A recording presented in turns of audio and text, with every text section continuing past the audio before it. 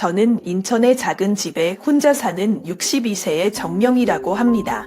제 남편은 수년 전에 세상을 떠났고 그 이후로 저의 가장 큰 위로는 외아들인 준호입니다. 그는 제가 평생을 사랑하고 희생하며 보냈죠. 하지만 시간이 흐르면서 아들은 성장하고 결혼했고 그의 삶은 점차 나에게서 멀어졌습니다.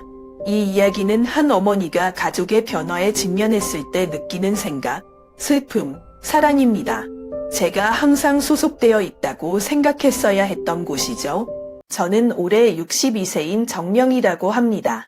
나는 동암시장 근처의 골목 끝에 있는 작은 집에서 인천에 혼자 살고 있다. 남편 김상우 씨와 제가 30년 넘게 결혼 생활을 함께 해온 집이다.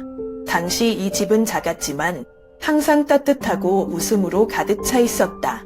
하지만 그가 7년 전에 간암으로 세상을 떠난 이후로 상황은 훨씬 더 조용해졌습니다. 제 남편은 온화하고 조용하지만 배려심이 깊은 남자입니다.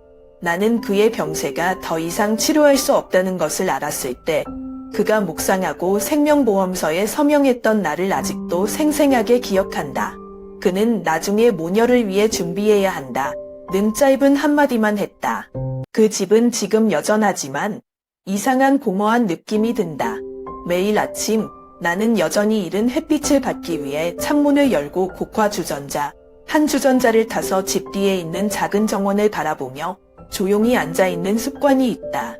그는 예전에 노란 곡화를 한 그루씩 심은 사람이었는데 지금도 그의 존재에 대해 상기시켜 주듯이 가을마다 꾸준히 피어난다. 나는 그가 너무 많은 손에 물을 줄 때 잔소리를 듣거나 막힌 창문을 수리하기 위해 고군분투하는 아침이 있다. 제 아들 김준호는 지금 서울에서 일하고 있는데 정말 자랑스러운 분입니다. 준호는 어렸을 때부터 저의 가장 큰 희망이자 원동력이었습니다. 일이 바쁘더라도 그는 가끔 전화를 걸어 내가 밥을 먹었는지, 건강이 어떤지 물었다. 엄마, 요즘 밥 잘 챙겨 먹어요? 라고 묻는 그의 말투는 항상 나를 기분 좋고 걱정스럽게 한다. 아이들이 성장하고 멀리 일하러 가는데 어떻게 엄마를 그리워하지 않을 수 있겠어요? 나는 항상 그에게 어머니를 너무 걱정하지 않아도 된다고 말하지만 진심으로 그가 전화하거나 집에 와서 잠깐 방문하는 것을 볼 때마다 마음이 너무 따뜻하다. 사실 나는 가끔 내가 강해야 하고 내 삶을 스스로 돌봐야 한다고 스스로에게 말한다. 그러나 마음속으로는 매일 저녁 문을 여는 소리가 들리고 남편과 아들이 돌아올 때 집은 오늘 회사에서 어땠나요? 무슨 요리를 하셨길래 그렇게 향기롭습니까? 또는 뉴스 채널을 켜는 텔레비전 소리로 시끌벅적해졌다.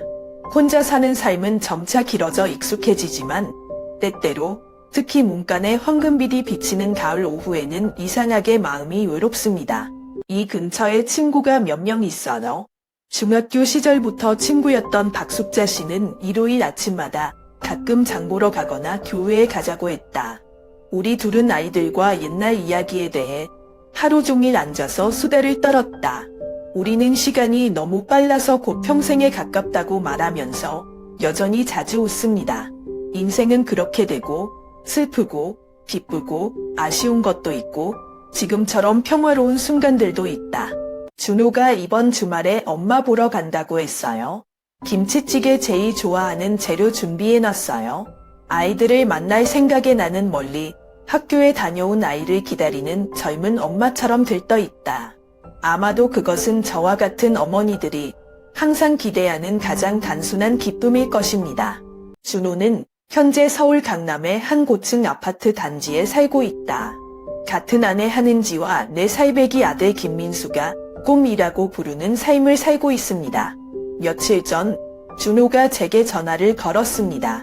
엄마, 이번 주말에 서울에 놀러 오세요. 민수 할머니 보고 싶어.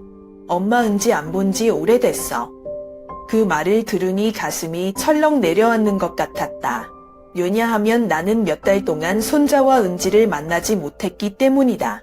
은지가 민수를 낳는 날부터 아이가 불처럼 잘 자라서 핸드폰 화면을 볼 때마다 안아줬으면 좋겠다. 그래서 일찍부터 준비를 시작했어요. 가기 하루 전 동암시장에 신선한 재료를 사러 나간다. 나와 함께 온 박숙자 씨는 야채를 고르면서 물었다. 서울로 시장 전체를 가져가실 건가요? 얘들이 지금 부족한 게 없는데? 나는 웃으며 가장 맛있는 LA 갈비 조각을 선택하면서 대답했다. 엄마가 요리한 음식은 여전히 가장 맛있다. 엄마가 다 그래. 준호가 제일 좋아하는 배추김치도 한 병 더 준비했어요. 그가 어렸을 때 내가 김치를 만들 때마다 소녀는 맵지만 향긋한 새로 담근 김치 한 조각을 먹기 위해 옆에서 기다렸다. 다음날 아침 일찍 인천에서 서울로 가는 버스를 탔는데 1시간 반이 넘게 걸렸다. 강남역에 도착한 은지는 이미 서서 기다리고 있었다. 제 며느리는 항상 예에 바르고 배려심 많은 사람이었지만 저희 사이에는 이름으로 부르기가 힘든 간격이 있었습니다. 제가 거의 방문하지 않았기 때문인지 아니면 은지가 현대인이기 때문인지 저는 제 세대의 옛 생활 방식을 고수하고 있습니다. 어쨌든 그는 항상 예에 바르고 나를 배려했다. 준호의 집에 들어가니 이곳의 현대적이고 너그러움에 압도됐다. 강남의 아파트는 장난이 아니고 발코니에서 분주한 서울 시내 전경을 볼 수 있다. 민수는 안방에서 뛰쳐나와 작은 다리가 휘청거렸다. 할머니 나는 쪼그리고 앉아 팔을 벌려 아이를 품에 안았는데 갑자기 피로가 다 사라지는 것 같았다. 그날 점심에 저랑 은지랑 같이 주방에 가서 준비를 했는데 민수를 위해서 은지는 양식 요리를 하느라 바쁘고 저는 라갈비찜을 옛날처럼 끓여요. 준호와 함께 살았던 시절을 떠올리며 중얼거리면서 나는 방과 후 늦게까지 아이를 위해 요리를 했다. 조금 있다가 준호도 들어왔어요. 아들이 우아한 정장을 입고 가방을 의자에 내려놓는 것을 보고 그는 활짝 웃었다. 엄마, 이거 오랜만이에요. 냄새 좋아요. 나는 미소만 지었지만 내심 울컥했다. 그런데 준호와 은지가 식탁에 앉자 갑자기 흥겨운 분위기가 가라앉았다. 그들은 준호의 일에 대해 이야기하기 시작했다. 은지는 항상 바쁘고 민수랑 놀 시간도 없어 라고 핀잔을 주었다. 준호는 내 일이 그냥 지나칠 수 없어. 이해 못하겠어? 라고 심술궂게 말했다. 나는 어떻게 개입해야 할지 모른 채 조용히 앉아 있었다. 난처한 느낌이 갑자기 방을 가득 채웠다. 민수는 천진난만하게 부모님을 쳐다보더니 제게 와서 할머니, 얘 싸우세요? 라고 물었어요. 그때 내 심장이 조이는 것 같았다. 나는 젓가락을 살짝 내려놓고 민수를 끌어안고 부모님이 일 얘기만 하고 계세요 라고 얼버무렸다. 민수는 할머니를 위해 많이 먹어. 아이는 고개를 끄덕였지만 눈빛은 여전히 멍한 표정이었다. 준호와 은지의 그 완벽해 보이는 삶 뒤에는 저와 같은 부모가 만질 수 없는 문제들이 있다는 것을 깨달았습니다. 아이들은 자라서 자신의 삶을 살지만 정말로 행복할까요? 식사 후 준호는 나를 버스 정류장까지 데려다 주었다. 가는 길에 그는 고백처럼 작은 소리로 말했다. 엄마, 그 장면을 목격하게 되어 미안해요. 가끔 부부싸움을 하지만 엄마 걱정하지 마세요. 다 잘 될 거예요. 나는 그저 고개를 끄덕이고 성숙한 아들을 바라보며 바쁘고 어깨에 짊어지고 있었다. 나는 준호와 다른 많은 남자들이 가족을 돌보고 일을 추구하기 위해 노력하고 있다는 것을 이해한다. 하지만 이해하더라도 마음이 너무 슬퍼요. 저녁이 되자 버스는 나를 인천으로 데려다 주었다. 나는 내가 떠나기 전에 민수가 할머니에게 쥐어준 약간의 과자가 들어있는 핸드백을 손으로 움켜쥐고 조용히 창밖을 내다보았다. 마음속으로 아무리 어려움이 있어도 아들과 며느리는 항상 가족이 가장 중요하기 때문에 서로를 이해할 수 있는 방법을 찾을 수 있기를 바랍니다. 그렇지 않아요? 그날 아침 나는 매우 일찍 일어나서 중요한 날에 참석하는 것처럼 준비를 철저히 했다. 특별한 날에 자주 입는 흰 블라우스를 손으로 펴고 아침에 서울이 조금 추울까 봐 베이지색 스웨터를 입었다.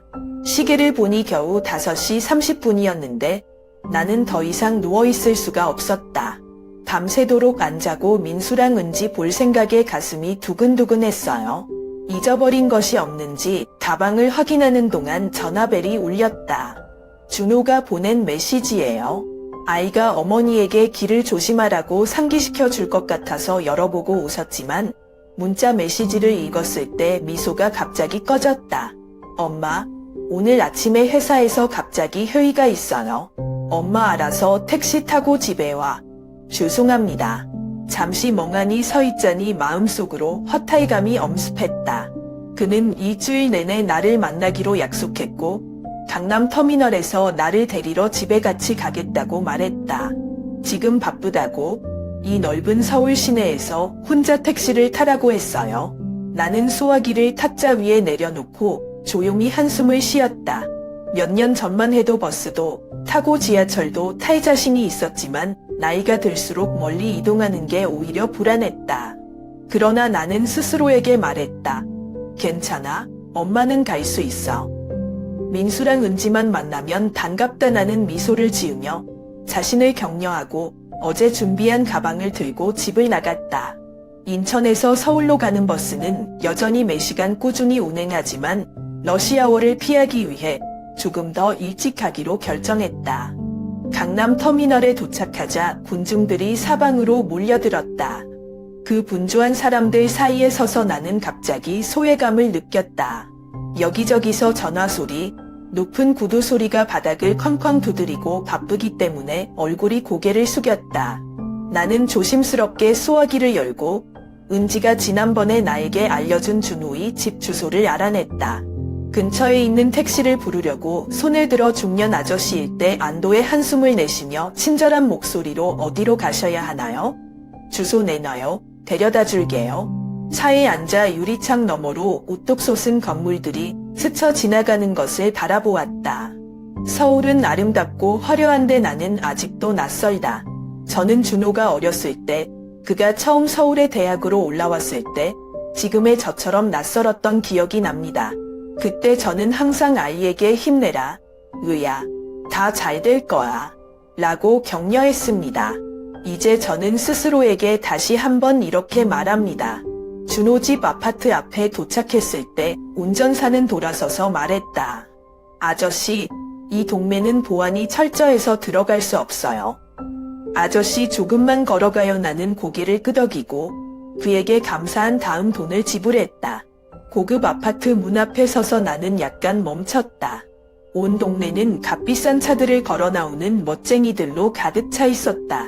나는 가지고 있던 낡은 가방을 가볍게 잡아당겨 안으로 천천히 걸어 들어갔다. 여기에 속하지 않는 느낌은 나를 약간 어색하게 한다. 갑자기 뒤에서 부르는 소리가 들렸다. 엄마, 엄마 왔어요. 돌아서는데 은지가 급하게 뛰쳐나오는 게 보여서 그의 얼굴은 놀라움과 약간의 혼란으로 보였다. 엄마가 왜 전화 안 했어? 이렇게 걸어오게 해줘서 미안해. 나는 웃으며 고개를 저었다. 괜찮아. 엄마가 직접 들어갈 수 있어. 엄마도 산책 좀 하고 싶어. 하지만 솔직히 말해서 저는 꽤 긴 거리를 걸어야 했기 때문에 다리가 너무 아팠습니다. 은지가 가방을 잡아당겨서 나를 엘리베이터로 부축해 주었다. 올라가는 길에 그는 나를 보고 조용히 말했다. 준호 요즘 업무 스트레스가 너무 심하니까 엄마 탓하지 마세요. 나는 고개를 끄덕이며 더 이상 아무 말도 하지 않았다. 어떻게 아이를 탓할 수 있겠어요? 하지만 마음속으로는 여전히 가슴이 뜨끔했다. 그가 아무리 바빠도 설마 시간을 내어 어머니를 모시지 못할까요? 집에 도착했을 때 민수는 나를 보자마자 다시 달려가 품으로 뛰어들었다. 할머니가 선물 뭐 사줬어요? 나는 아이를 꼭 껴안았고 아침부터 지금까지의 피로가 갑자기 사라졌다. 어젯밤에 만든 도넛 박스를 주머니에서 꺼내서 민수 맛있게 먹어. 할머님 해, 라고 했어요. 아이는 기뻐하며 어머니를 자랑하기 위해 달려갔고 저는 조용히 준호의 작업실을 바라보았습니다. 문이 헐렁하게 닫혔고 아는 컴퓨터 화면 앞에 앉아있는 아들의 그림자를 살짝 비쳤고 긴장된 표정이었다. 그날 점심은 준호가 아직 같이 안 나왔어요. 은지는 밥상을 차려놓고 엄마 먼저 먹어. 준호 나중에 부를게라고 조용히 말했다. 나는 가볍게 고개를 끄덕이며 한숨을 참으려고 했다. 마음속으로 부모가 되는 것은 자녀들이 평안한 것을 보는 것만으로도 충분하지만 때때로 자녀들이 잠시 시간을 보내기를 바란다 고 속으로 생각했다. 오후에 내가 막 떠나려 할 때 준호가 막 작업실에서 나왔을 때 피곤한 기색이 역력했다. 그는 나를 보고 억지로 웃었다. 엄마 왔어? 오늘 더 오래 못 만나서 미안해요. 나는 내 아이의 어깨를 가볍게 두드리며 미소를 지으려고 노력했습니다. 괜찮아? 내가 바쁜 거 알아. 엄마, 민수랑 만나서 반가웠어요. 하지만 인천으로 돌아오는 길에 붐비는 버스 안에 앉아 창밖을 내다보았고 이상하게 마음이 허전했습니다. 성인이 된 자녀들이 자신의 삶을 가질 것이라는 것을 알면서도 나는 여전히 외로움이 마음속에 스며드는 것을 막을 수 없었다. 나는 속으로 다짐했다. 다시는 엄마가 아이들을 더 이상 귀찮게 하지 않을 것이다. 아이들이 행복하기만 하면 충분해요. 하지만 제가 생각하는 것처럼 아이들이 행복할까요? 준호의 아파트에 도착했을 때 서울 날씨는 10월 중순인데도 쌀쌀했다. 15층 엘리베이터를 타고 나와 준호 씨 댁에 낯익은 문을 보니 반갑기도 하고 설레기도 했다. 손을 뻗어 벨을 한 번 눌렀다가 2번, 3번 눌렀어요. 아무도 문을 열지 않았어요. 이상한 느낌이 나를 불안하게 했다. 준호한테 전화하고 은지한테 전화했는데 2통화 다 안 받아요. 복도의 긴 침묵 속에 종이 계속 울려 퍼졌다. 이 아파트 단지의 아파트는 나의 발자국 소리만 들릴 정도로 조용하다. 저는 스스로에게 말했습니다. 너희들은 바쁘겠구나.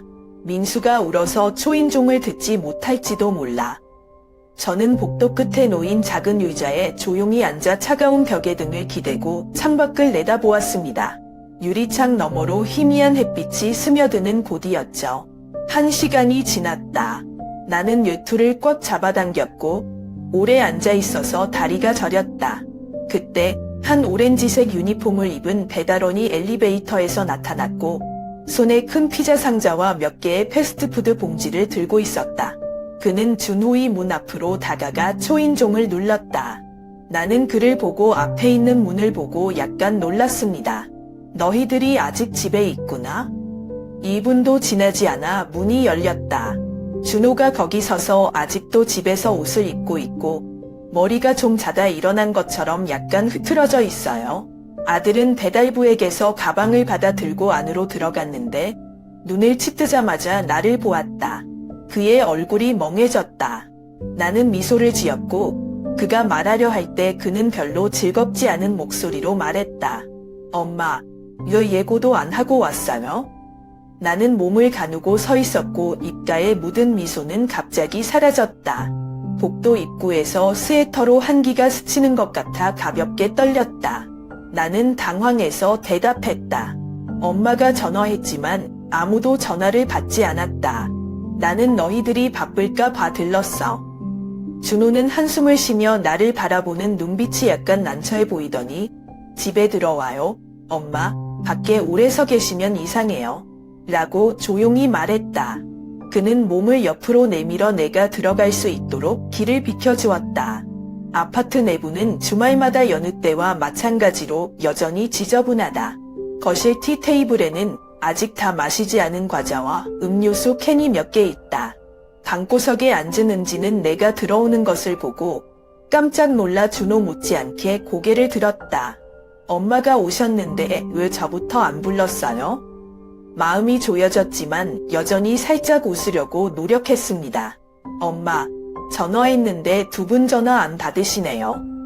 엄마가 가족들을 위해 김치랑 된장찌개 좀 사오라고 나는 내가 갑자기 나타난 이유를 찾기 위해 손에 무거운 짐을 들었다. 은지는 가방을 보고 억지로 웃으며 일어나 내가 책상 위에 올려놓는 것을 도와주었다. 근데 이랑 준호가 주고받는 눈빛이 뭔가 이상한 것 같아. 민수는 방에서 뛰쳐나와 나를 보자마자 큰 소리로 할머니 놀러오세요. 요사촌은 나를 와락 껴안았고 작은 손은 내 옷자락을 꽉 옮켜잡았다.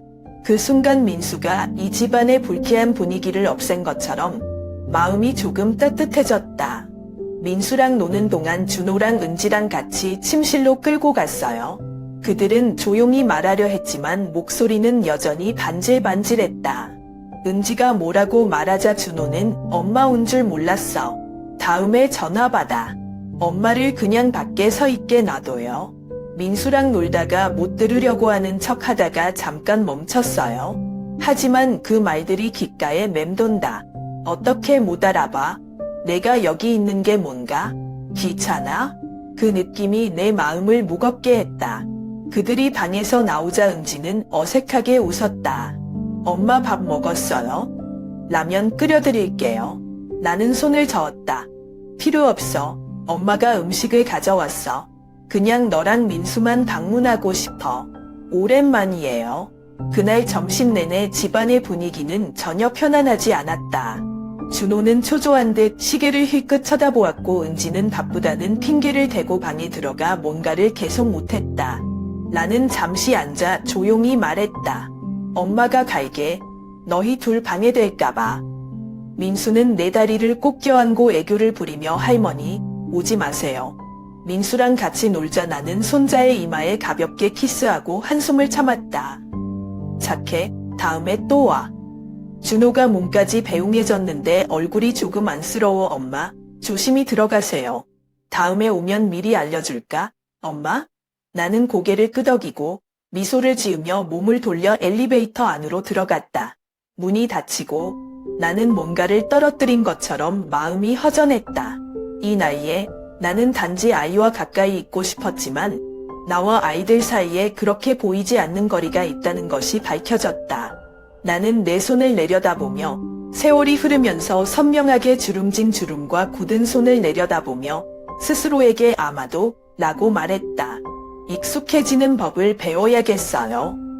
나는 집으로 들어가 준호 부부의 명품 신발 옆에 내 신발을 가지런히 놓는다. 실내 공간은 지난번과 똑같고 넓고 광택이 나지만 형언할 수 없을 정도로 차가운 느낌을 준다.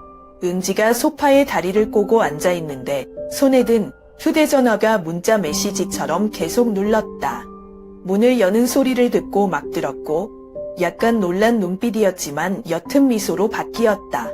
엄마, 왜 전화 안 했어요? 저희 집은 준비가 안 됐어요. 그 말이 나를 잠시 멈추게 했다. 나는 억지로 웃으며 손을 흔들었다. 괜찮아. 나는 너희 둘과 민수를 만나러 왔어. 준호가 좋아하는 김치랑 갈비찜 좀 챙겨왔어. 나는 내 존재에 이유가 있다는 것을 확인하기 위해 가방을 들었다. 네, 부엌에 갖다 놓을게요 라고 말하며 은지는 일어나 마지못해 가방을 받아들었다. 그는 곧장 안으로 들어갔고 별로 짜지 않고 평소와 같았다. 나는 몸을 돌려 집을 둘러보았고 모든 것이 여전히 깔끔했지만 가족의 따뜻함이 없는 것처럼 적막했다. 벽에 걸린 시계가 똑딱똑딱 울리고 그 소리가 내 마음을 무겁게 했다. 준호는 무슨 일이 있는 것처럼 손에 노트북을 들고 방에서 나왔다. 나를 보고 그는 잠시 멈추고 어정쩡한 목소리로 말했다. 엄마는 언제 오셨어요? 왜 내가 데리러 갈 수 있도록 미리 알려주지 않았어? 그 말은 마치 한 칼에 가슴을 찌르는 것 같았다. 나는 너희 둘한테 이 말을 들었어. 나는 주머니에 손을 얹고 전화기를 꺼내서 부드럽게 말하려고 노력했다. 엄마가 전화했지만 너희 둘은 바빠서 듣지 못했나 봐. 아니야. 엄마 혼자 가도 돼. 별거 아니야. 준호는 곤혹스러운 표정을 감추지 못하며 고개를 끄덕였다. 노트북을 책상 위에 올려놓고 의자에 앉아 무슨 생각을 하듯 살며시 뒤로 젖힌다. 방 전체가 이상한 조용한 분위기에 휩싸였다. 주위를 둘러보다가 머뭇머뭇 물었다. 민수 어디 있어? 잤어. 은지는 이때 부엌에서 나와 나를 보지 않고 대답했다. 네, 민수 유치원 갔어요. 엄마, 저희 집 오늘 바빠요. 이해해주세요. 그 말이 내 얼굴에 찬물을 끼얹는 것 같았다. 나는 몸을 웅크리고 다음에 무슨 말을 해야 할지 몰랐다. 오랜만에 여기에 와서 얼마나 많은 기대를 가지고 있지만 아이들을 괴롭히는 것 같다. 나는 침착한 표정을 유지하려고 노력하며 더 물었다. 그럼 준호, 점심 좀 쉴래? 간장찌개 좀 끓였는데 같이 먹을래? 준호는 어리둥절해 은지 쪽을 쳐다보다가 다시 저를 쳐다봤어요. 엄마, 오늘은 안 될 것 같아요. 오늘 오후까지 사장님께 보고서를 끝내야 해요. 회사에서 요즘 스트레스 많이 받아요. 나는 가볍게 고개를 끄덕였고 입술을 굳게 다물었다. 아들의 거절은 가슴을 찔렀지만 나는 미소를 지으며 그럼 너 일해라.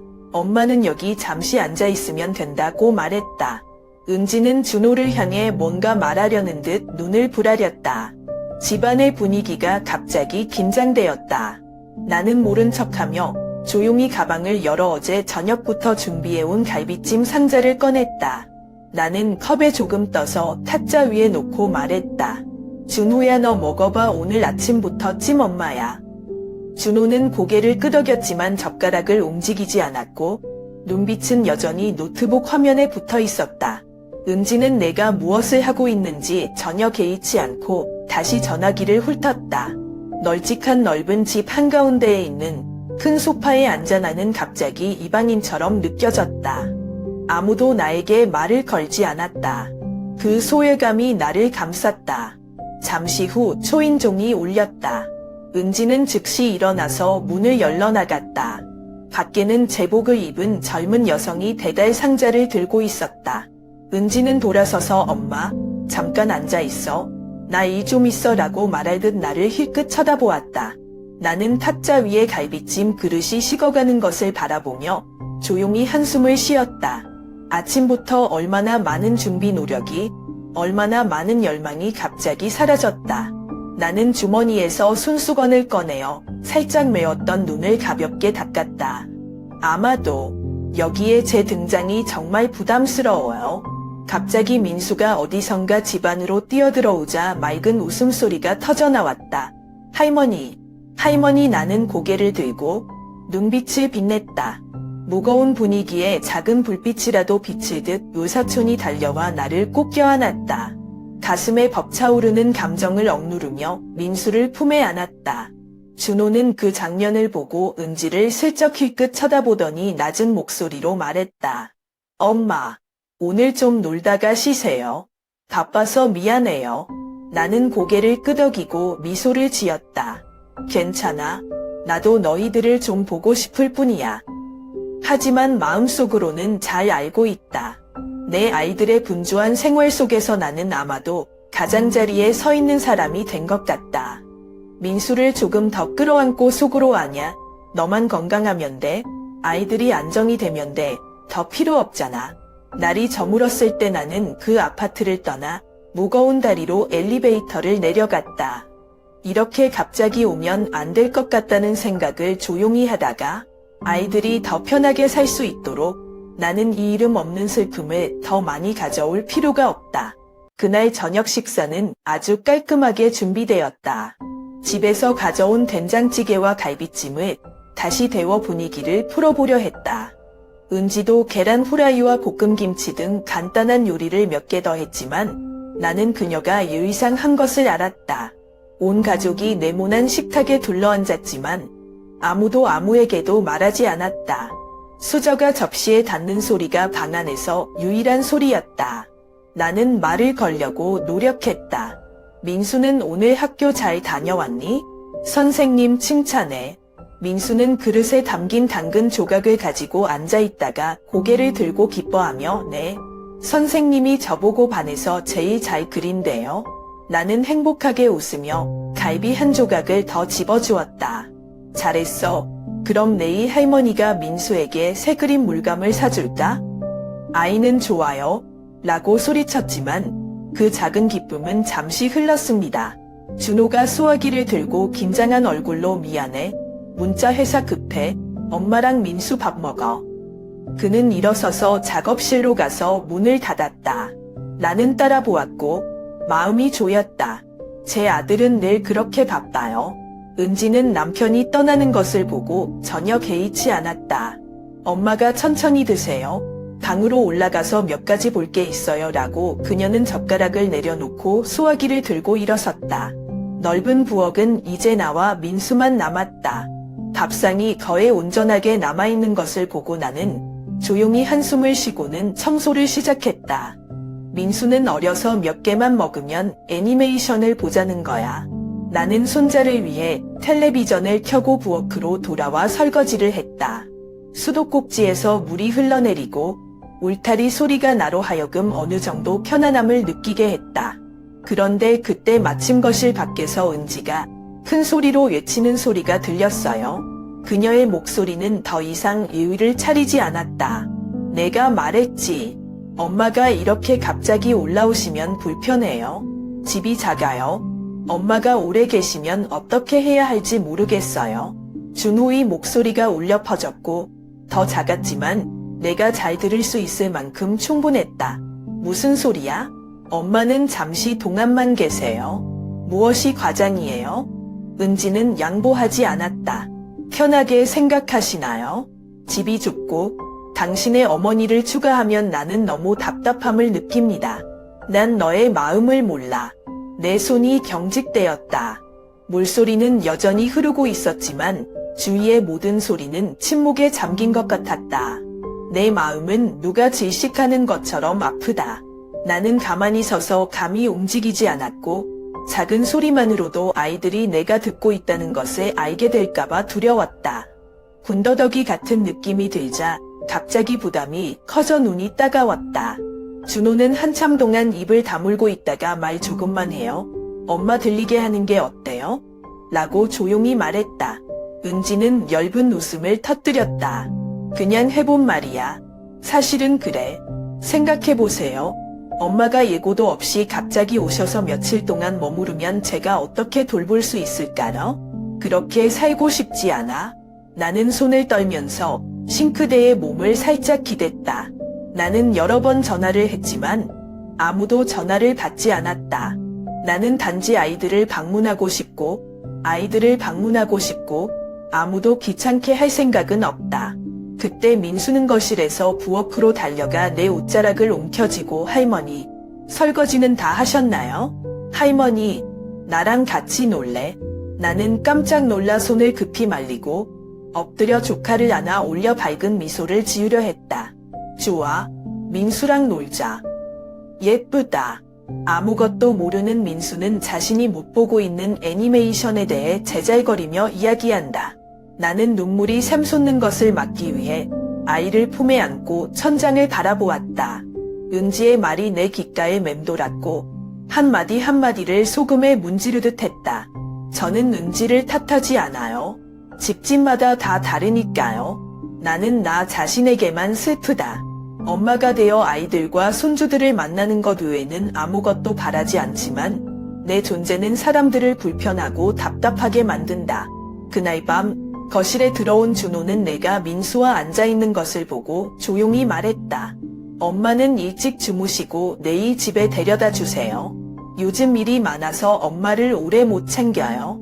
나는 미소를 지으며 부드러운 목소리를 유지하려고 노력했다. 괜찮아. 엄마도 일찍 돌아가려고 해. 바쁜 거 알지? 거실의 얇은 매트리스에 누울 때 나는 하얗게 질린 천장을 바라보았다. 조용히 눈물 한 방울이 베개 위로 흘러내렸다. 나는 속으로 아이들과 좀 더 가까워지길 바랄 뿐인데 이렇게까지 어렵니? 라고 생각했다. 준호의 말은 작지만 귀에 쏙쏙 들어왔다. 그런 말 하지 마세요. 엄마가 들으면 할머니는 우리를 방문하고 싶었을 뿐이다. 행주를 들고 있던 내 손이 갑자기 풀렸다. 찌릿찌릿한 통증이 가슴에서 온몸으로 퍼졌다. 나는 부엌에 서서 끈적끈적한 향을 피우는 선풍기 소리와 눈시울이 쑤시는 하얀 불빛 사이에 몸을 움츠렸다. 머릿속은 텅텅 비어 있었지만 마음은 이름 부르기 어려운 감정들로 가득했다.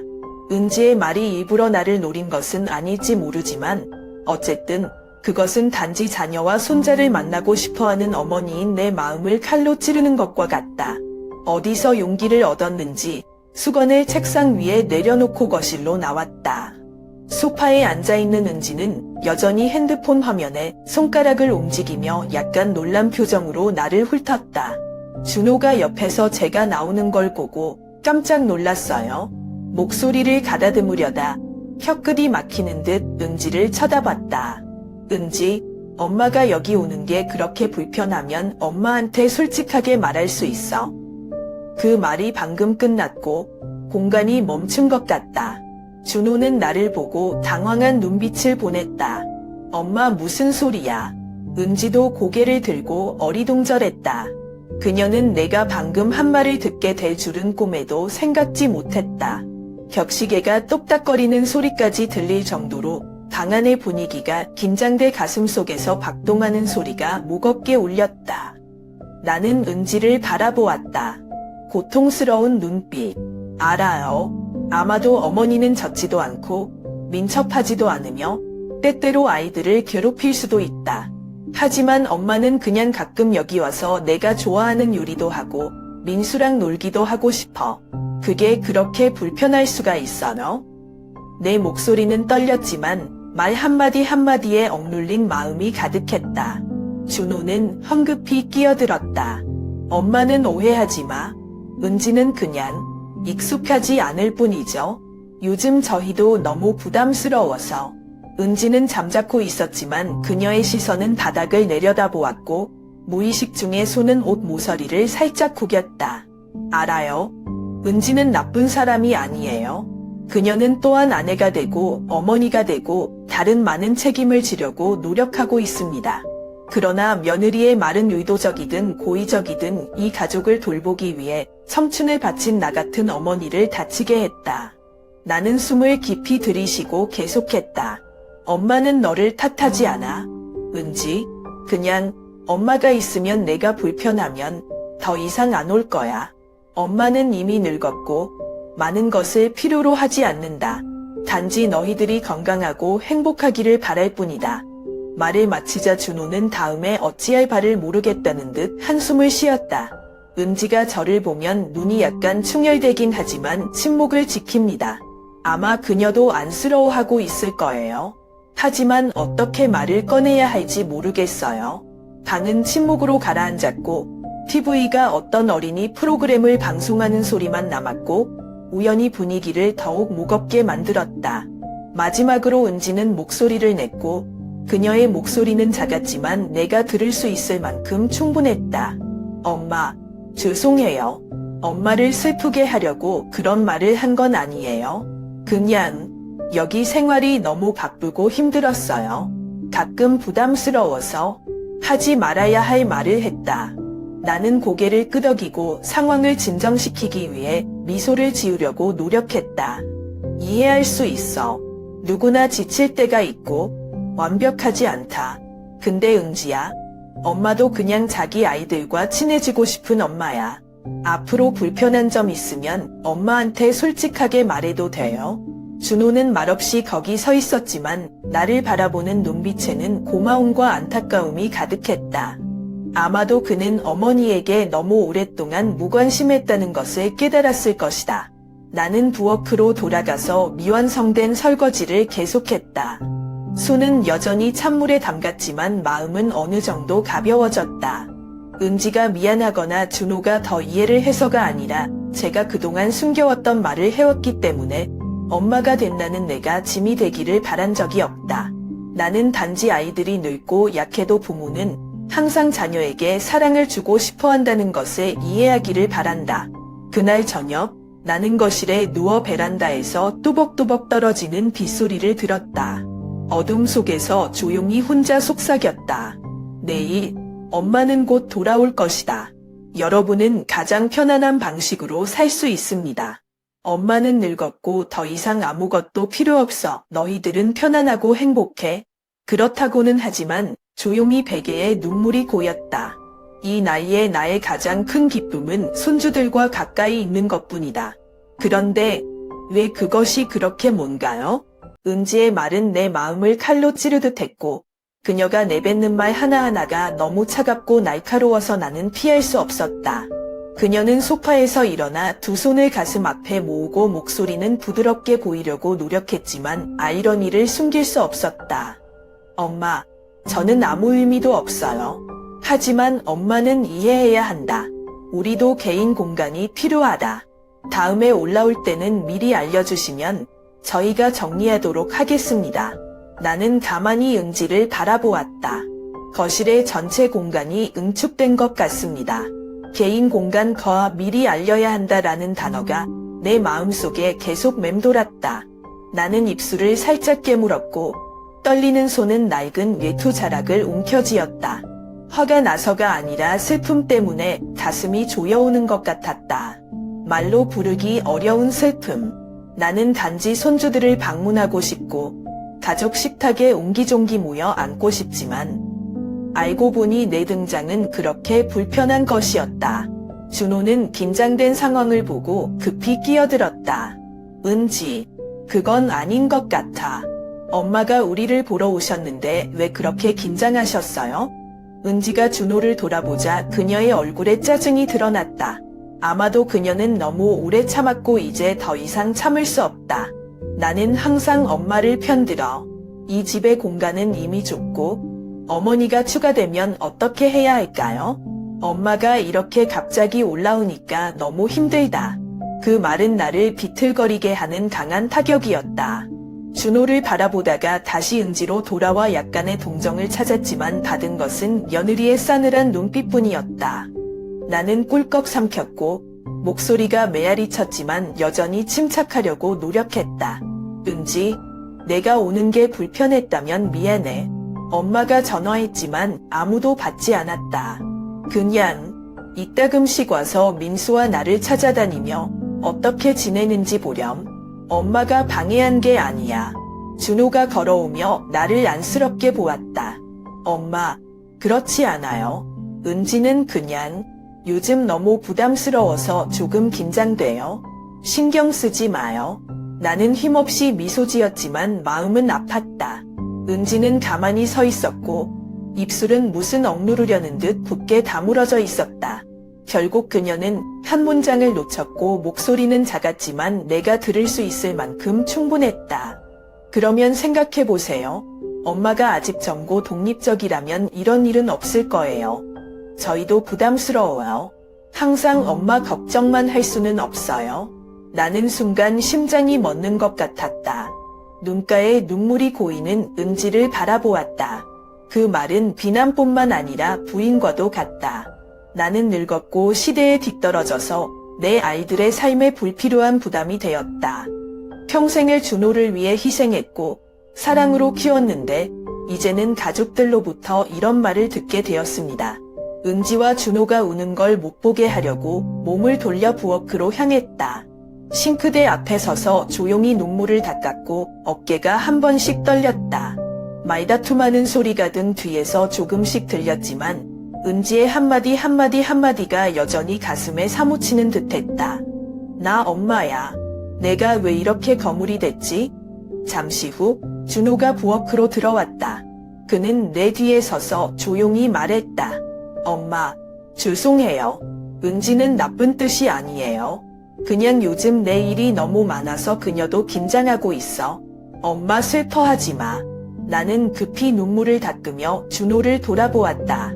제 아들은 이제 성장했고 가족의 버팀목이 되었지만 그의 눈속 깊이 들여다보니 피곤함과 무기력함이 모두 보였습니다. 나는 고개를 끄덕이고 부드러운 목소리로 말했다. 엄마는 괜찮아. 엄마 걱정은 하지 마세요. 엄마는 나이도 많고 잘 사는 것만 알면 안심이 돼. 준호는 입을 다물고 조용히 말했다. 내일 집에 데려다 줄까? 엄마는 집에서 쉬는 게 편할 거야. 나는 가볍게 고개를 끄덕였다. 가슴이 뭉클해요. 혹시 내가 하룻밤만 더 머무는 것이 아이들에게 부담스럽니? 준호를 힘들게 하고 싶지도 않고 은지가 더 부담을 닫게 하고 싶지도 않아요. 내가 떠나는 것이 그들을 편안하게 해준다면 아마 집에 가는 게 좋겠어요. 그날 저녁 나는 거실의 얇은 매트리스에 웅크리고 누워 창밖에서 뚜벅뚜벅 내리는 빗소리를 들었다. 어둠 속에서 내 눈물이 계속 흘러 막을 수 없었다. 남편이 아직 살아있을 때, 젊었을 때가 생각난다. 우리는 늙으면 자녀와 가까워질 수 있고 자녀와 함께 이렇게 행복할 것이라고 생각했습니다. 하지만 이제 그 꿈이 저와 같은 어머니에게 너무 사치스러운 것 같다는 것을 깨달았습니다. 이 나이에 내가 가장 두려워하는 것은 외로운 것이 아니라 내 아이에게 짐이 되는 것이다. 내일 갈게요. 인천에 있는 작은 집은 비어 있어도 적어도 아무도 불편하게 하지 않는 곳. 나는 거실 한가운데에 서서 방금 일어난 일이 눈앞에서 일어났을 때 다리가 구부러질 것 같았다. 묵직한 방이 이제 무섭도록 침묵에 잠겼다.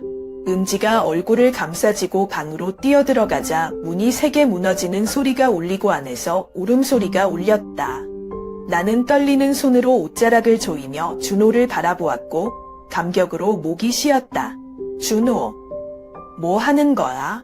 왜 아내와 아이들을 때려요? 준호는 방금 터진 분노에 손이 떨리는 제 방 한가운데 꼼짝도 하지 않고 서 있었다.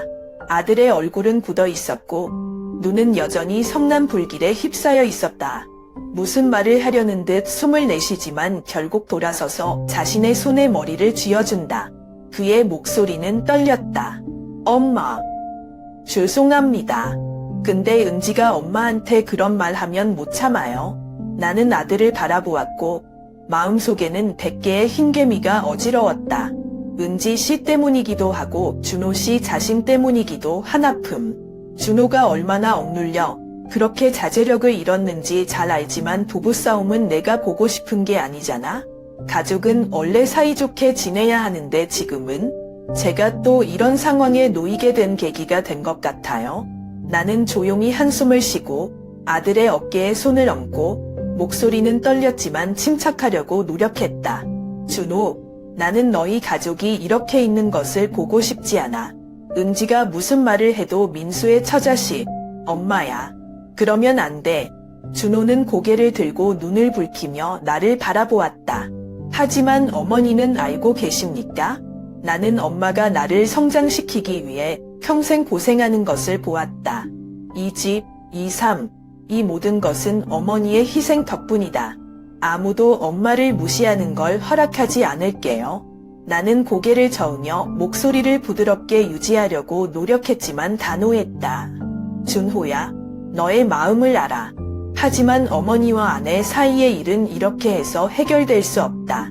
엄마는 내 가족 불화의 이유가 되고 싶지 않아. 은지가 무슨 말을 하든 너그럽게 봐주고 참아줘야 돼. 엄마는 어른이니까 참을 수 있어. 그냥 그렇게 말하지만 내 마음은 누구에 의해 쥐어짜인 것처럼 아프다. 모든 것이 너무 빨리, 너무 갑자기 일어났습니다. 아까 은지가 한 말은 저희는 어머니께 빚진 게 아닙니다. 라는 쓰라린 일깨워주듯 머릿속에 계속 맴돌았다. 자식들이 은혜를 갚거나 어깨에 어떤 짐을 짊어지길 바라지 않지만 아들을 위해 모든 것을 희생한 어머니의 정서는 어쩌면 짐이나 끈으로 여겨질다. 방에서 은지의 울음소리가 여전히 메아리치고 있었고 내 가슴을 칼로 찌르는 듯한 딸꾹질이 울렸다. 나는 눈물로 눈이 침침해진 채 소파에 앉았다. 원래 따뜻한 집은 이제 답답하고 가족의 온기가 하나도 없다. 이윽고 침실 문이 열렸다. 밖으로 나온 은지는 눈이 벌겋게 부어올랐지만 눈빛은 여전히 상처와 원망으로 가득했다. 그녀는 나를 쳐다보지도 않았고 준호를 쳐다보지도 않았고 목이 메어 말했다. 엄마에게 아닌 말을 해서 미안해요. 하지만 나도 인간이고 내 감정이 있어. 나는 좋은 아내, 좋은 엄마가 되려고 노력했지만 이 압박감 속에서 영원히 살 수는 없다. 은지의 말을 묵묵히 듣자 마음이 무거웠다. 그녀는 피곤한 얼굴에 눈물이 흘러내리며 거기에 서 있었다. 은지의 고충을 느낄 수 있었다. 특히 시어머니와 며느리의 관계가 실제로 조화를 이룬 적이 없을 때 가정에서 며느리가 되는 것은 결코 쉽지 않습니다.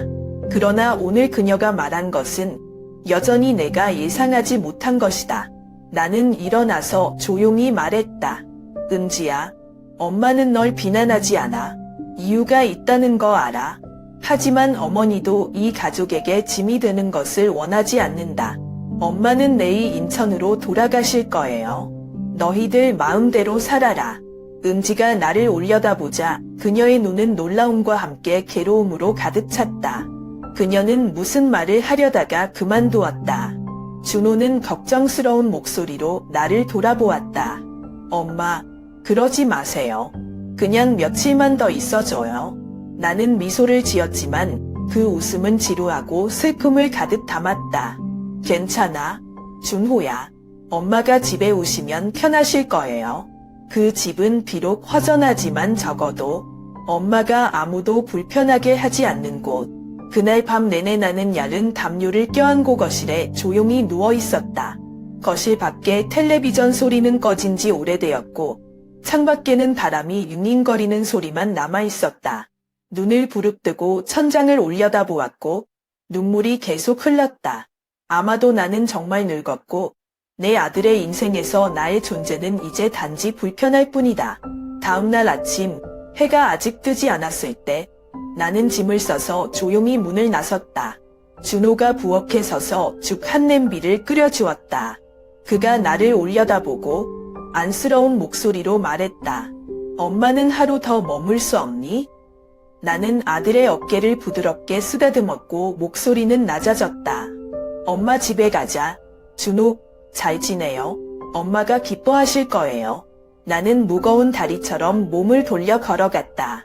제 뒤에는 문이 닫혀 있고 가족들조차도 메우기 힘든 거리들이 있다는 것을 이해합니다. 나는 스스로에게 괜찮아 라고만 말할 수 있다. 가만히 다녀올 수 있는 인천에 작은 집이 있어요. 나는 힘없이 어깨가 무거워진 채 의자에 앉았다. 어제부터 지금까지 많은 감정을 억누르고 있기 때문에 눈이 충혈되었다. 내 앞에는 준호가 어떻게 해야 나의 고통과 그의 가족이 겪고 있는 혼란스러운 상황을 달래기 위해 어쩔 줄 모르겠다는 듯 꼼짝도 하지 않고 서 있었다. 나는 오래되었지만 정성스럽게 떨리는 목소리로 눈물을 닦았다. 준호, 나는 당신 가족이 나 때문에 깨지는 것을 원하지 않아요. 예고도 없이 여기 온 게 잘못인 것 같고 엄마는 솜씨가 없고 아내와 아이들의 뜻에 맞지 않는 모든 일을 하셨다. 하지만 기억해. 엄마는 너밖에 없어. 내 인생 전부. 다 너만 맴돈다. 마지막 멘트가 목구멍에 막히는 것 같아요. 준호를 비난하려는 의도는 아니었지만 얼마나 많은 분노가 쌓여서 말을 꺼냈는지 모른다. 나는 단지 엄마일 뿐이고 늦은 나이에 이 유아들 외에는 아무도 너를 선출하지 않는다. 그러나 이제 내 삶을 더 무겁게 만드는 사람이 된 것 같다. 내 말을 듣고 준호는 아연했다. 그가 내게 다가와 내 앞에 천천히 무릎을 꿇었다. 나의 아들의 떨리는 손이 나의 주름진 손을 잡았다. 나는 손바닥이 여전히 따뜻하다는 것을 느낄 수 있다. 어렸을 때 그가 내 손을 잡고 애교를 부릴 때처럼 이제 그 성인 남자는 다시 엄마 앞에 무릎을 꿇고 눈이 붉어지고 울 것 같은 목이 메었다. 엄마, 죄송해요. 어머니에게 버림받은 기분을 느끼게 해서 미안합니다. 근데 엄마, 은지도 이해해줘요. 일부러 그런 게 아니라 요즘 그녀는 아이 때문에, 민수 때문에 이 생활이 너무 부담스럽다. 어떻게 해야 할지 모르겠어요. 저는 준호를 보고 제 인생의 자랑이자 희망이었던 큰손으로 키우던 아들을 봅니다.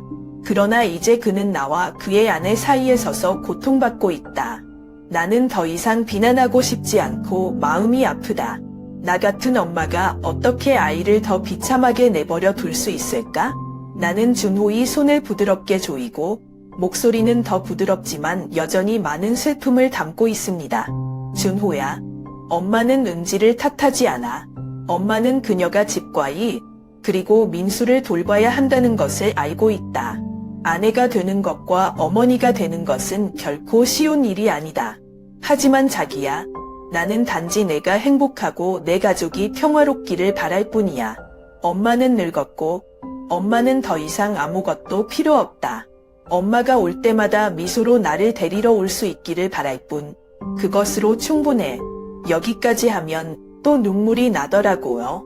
준호가 고개를 숙이고 어깨를 떨었다. 그는 내가 놓으면 사라질까 봐 두려운 듯 여전히 내 손을 꽉 잡았다. 그의 목맨 목소리. 미안해요, 엄마. 나는 정말 불효하다. 평생 너 때문에 고생했는데 이젠 맘 놓을 수가 없어. 거실의 공기는 무거워서 숨막힐 지경이었다. 아들의 행복한 안식처가 될 거라고 생각했던 집을 눈을 들어 둘러보았다. 은지랑 사이가 멀어지는 이유가 될 수 없어요. 엄마가 되면 나는 단지 아이에게 가장 좋은 것만 바랄 뿐이다. 그때 마침 은지가 방에서 나왔어요. 그녀의 얼굴에는 아직도 눈물의 흔적이 역력하다. 그녀는 한참 동안 꼼짝도 하지 않고 서 있었고 나와 준호를 바라보는 눈빛이 어리둥절했고 그러자 그녀는 길을 잃은 듯한 목소리로 조용히 말했다. 엄마, 죄송해요. 어제 내가 한 말은 아니야. 저는 그냥 너무 힘들어서 그런 말을 하는 것 같아요. 준호 때문에 많이 희생하신 거 알아요? 그렇게 행동하면 안 돼요. 은지를 봤는데 갑자기 마음이 좀 가벼워졌어요. 아마도 그녀도 압박감 있는 결혼에서 며느리와 아내가 되는 법을 배우려고 노력하고 있을 것이다. 나는 고개를 살짝 끄덕이며 그녀에게 대답했다. 이해할 수 있어. 누구나 지칠 때가 있고 스트레스 때문에 나쁜 말을 할 때도 있다. 은지야, 널 탓하지 않아. 준호를 위해서, 민수를 위해서, 그리고 이 가족을 위해서 파이팅만 했으면 좋겠어요. 은지는 입술을 꼭 다물고 갑자기 나에게 깊이 고개를 숙였다. 엄마, 미안해요. 나는 다가가 그녀의 어깨에 가볍게 손을 얹었다. 그 순간 은지 씨와의 관계를 치유하는데 시간이 더 필요하다는 걸 이해하게 됐어요. 당장 며느리에게 자신을 사랑하라고 강요할 수는 없지만 적어도 서로를 조금 더 이해할 수 있었다. 그날 밤 준호가 나를 터미널까지 배웅하고 인천으로 돌아갈 때 그는 내 손을 꼭 잡고 말했다. 엄마, 저는 당신과 더 많은 시간을 보낼 것을 약속해요. 그리고 은지랑도 얘기를 해서 은지가 엄마를 좀 더 잘 이해할 수 있도록 할 거예요. 엄마, 그만 슬퍼해.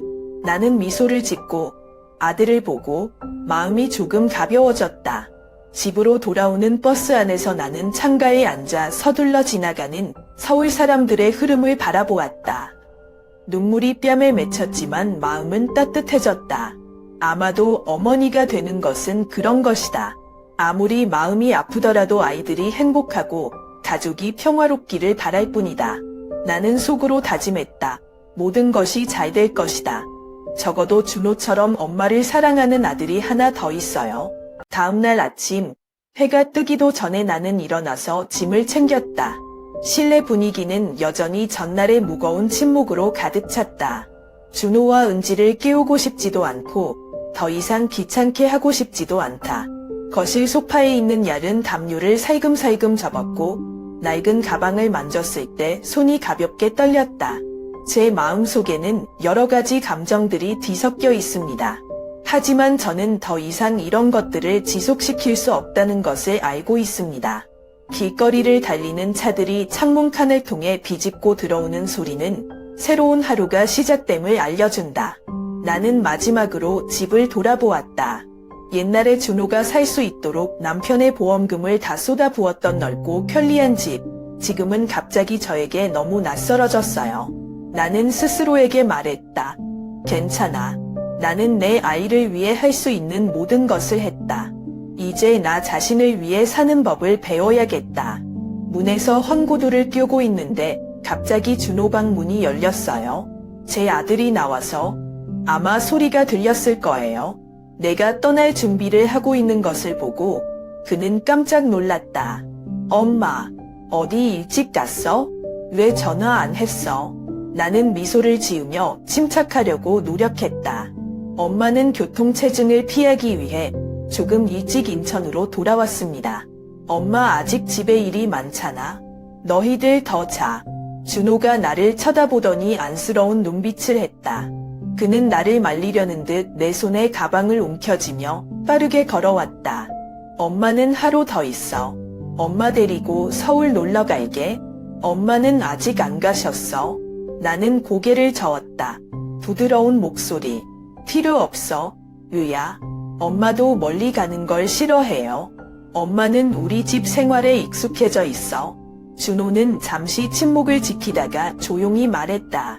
엄마, 어제 죄송해요. 엄마가 많이 슬퍼하시는 거 알아요. 하지만 안심하세요. 은지 씨랑 얘기할게요. 잘 될 수 있도록 노력할게요. 나는 내 아들을 바라보았고 마음은 애절하면서도 애처로웠다. 나는 부드럽게 그의 어깨에 손을 얹었다. 준호야, 엄마는 은지한테 화안 났어. 모든 사람은 자신의 삶이 있고 모든 사람은 자신의 압박감을 가지고 있다.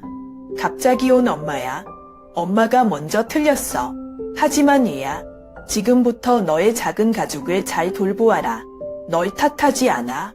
나는 그의 어깨에서 손을 떼고 가방을 다시 메고 몸을 돌려 문으로 걸어갔다. 준호는 아직도 거기에 서서 무슨 말을 더 해야 할지 모르겠다. 나는 내 마음을 새기는 것처럼 한 발 한 발 내딛기 위해 매우 천천히 걸었다. 기차가 서울역을 떠날 때 나는 창가에 앉아 그 호화로운 도시가 점점 더 등 뒤로 사라지는 것을 지켜보았다. 고층 건물들, 붐비는 거리들, 모든 것이 내 시야에서 미끄러져 나갔다. 나는 차가운 유리창에 머리를 기대고 속으로 한숨을 쉬었다. 그 순간 준호에게 너무 기대를 많이 했다는 걸 갑자기 깨달았어요. 엄마가 된 나는 가족의 사랑이 영원한 것이라고 생각했고 언제라도 돌아갈 수 있는 곳이라고 생각했다. 하지만 제가 틀렸어요. 준호는 이제 그 나름대로의 인생, 그 부담감, 책임감을 가지고 있다. 준호의 작은 가족은 더 이상 옛날 우리 가족과 같지 않다. 나는 더 이상 내 아이의 인생에서 최우선 순위가 아니다. 그리고 그것이 상식입니다. 배는 광활한 들판을 지나가고 창문에 비치는 첫 햇빛은 기차칸 전체를 따뜻하게 한다. 나는 눈을 지그시 감고 스스로에게 말했다. 나는 영원히 아이들의 감정에 의존해서 살 수 없다. 애들은 자기들의 삶을 가지고 있고 나도 나 자신의 즐거움을 찾는 법을 배워야 한다. 인천역에 열차가 도착했을 때 나는 무거운 가방을 들고 기차에서 내렸다. 역을 나서면서 나는 숨을 깊이 들이마셨다. 인천의 분위기는 서울과 다르다. 더 평화롭고 느리다. 나는 위로 맑은 하늘을 올려다보았는데 마음이 약간 가벼워진 것 같았다. 집으로 돌아오는 길에 나는 단골 동암시장에 들렀다. 오랜 친구인 박숙자 씨는 시장 한 구석에서 채소를 팔고 있었다. 그녀는 나를 보자마자 손을 흔들며 불렀다. 명희, 요즘 왜 할머니가 안 보이세요? 또 서울로 올라와요. 나는 웃으며 마음의 슬픔을 숨기려고 노력했다. 오늘 아침에 돌아왔어. 민수가 잘 컸어. 너무 귀여워. 닥씨는 고개를 끄덕이며 대추 한 포기 접으면서 말했다. 그 아이는 건강해서 좋아요. 아니야, 내일 우리 집에 놀러 올게. 우리 새김치를 담글까? 나는 웃음을 터뜨리고 고개를 끄덕이며 동의했다. 이렇게 작은 것들로 인해 문득 깨닫게 된 것은 인천의 삶은 요롭지만 평화롭다는 것이다. 나에게는 친구들이 있고 집 뒤에 작은 정원이 있고 아침 시장에는 박 선생님과 웃는다. 아이들의 주의나 애정을 기다릴 필요 없이 스스로 기쁨을 찾을 수 있다. 그날 오후 나는 작은 집에 앉아 김장 준비를 위해 조심스럽게 배춧잎을 주었다. 햇빛이 창밖으로 점차 옅어지고 새들이 둥지로 날아가는 소리가 난다.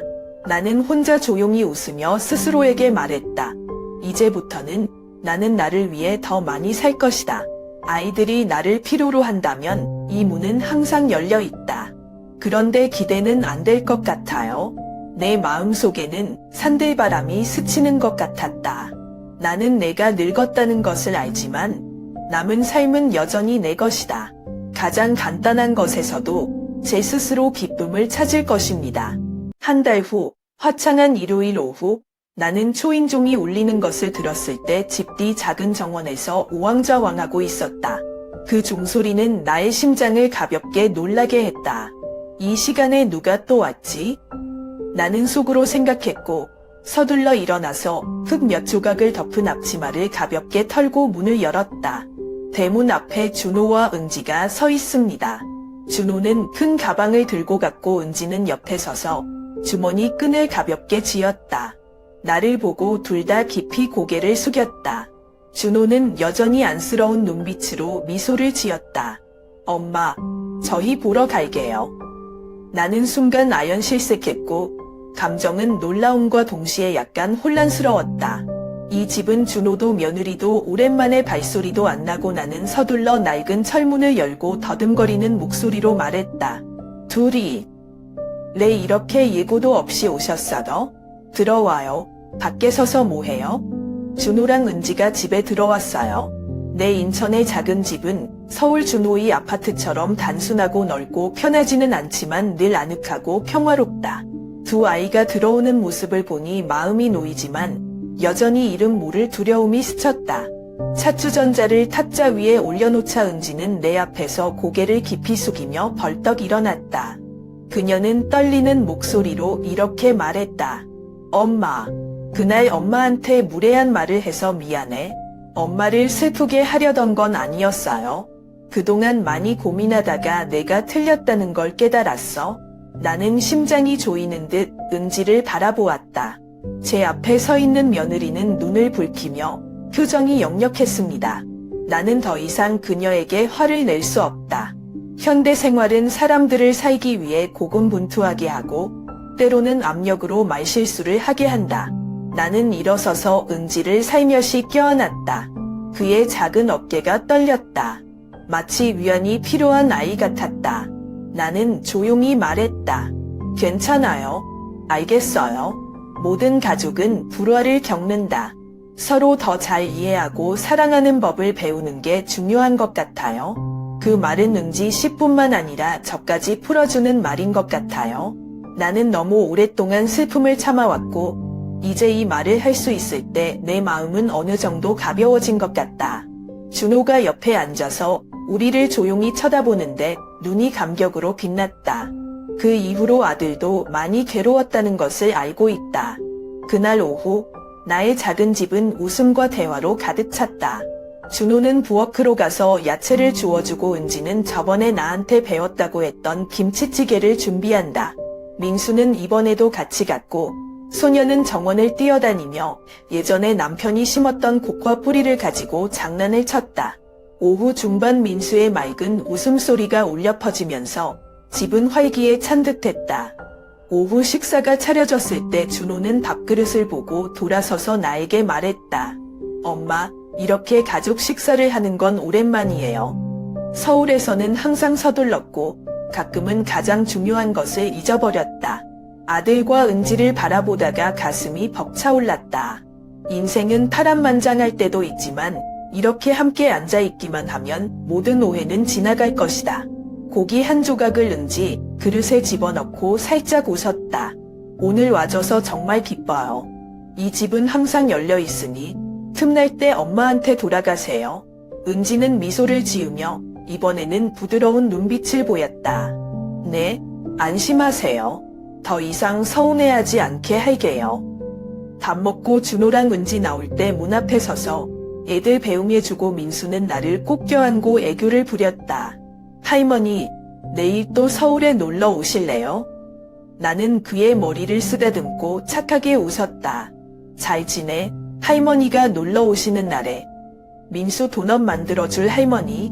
아내와 외손녀가 차에 타는 모습을 보니 갑자기 마음이 따뜻해졌다. 아마도 가족의 감정은 도자기 병과 같을 것이다. 때로는 균열이 생기기도 하지만 우리가 인내심을 갖고 치료하는 것만으로도 그 어느 때보다 견고하고 귀중할 것이다. 그때부터 준호 가족이랑 적당히 거리를 두고 나는 더 이상 갑자기 서울에 올라오지 않았고 예전처럼 큰 기대를 하지 않았다. 대신에 저는 작은 정원을 가꾸고 동암시장에서 친구들과 이야기를 나누며 가끔 민수에게 전화를 걸어 자신의 수업에 대한 이야기를 듣는 등 소박한 것에서 즐거움을 찾았습니다. 지리적으로 멀리 떨어져 있지만 나는 우리의 감정이 점점 따뜻해지고 있다는 것을 안다. 준호 씨 가족이 언젠가는 정말 내 사랑을 최대한 자연스럽게 이해하고 받아주길 항상 바라고 있습니다. 엄마가 된 나는 더 이상 젊지 않을 수도 있고 예전처럼 중요하지 않을 수도 있지만 내 사랑은 여전히 여기에 있고 조용하고 견고하며 아들이 깨닫기를 기다리고 있다. 나는 노란 곡화 몇 송이가 햇빛의 만발에 있는 정원을 바라보았다. 죽은 남편과 이야기하는 것처럼 조용히 혼자 말했다. 할아버지, 드디어 모든 것이 좋아졌습니다. 우리는 아이들과 영원히 함께 살 수는 없지만 사랑은 항상 남을 것입니다. 그렇죠, 할아버지? 화답하듯 산들바람이 지나갔다. 나는 미소 짓고 마음이 편하고 평온했다. 기대를 접고 스스로 행복을 찾는 법을 배웠지만 준호의 작은 가족이 다시 사랑으로 채워질 것이라는 희망은 결코 멈추지 않았다.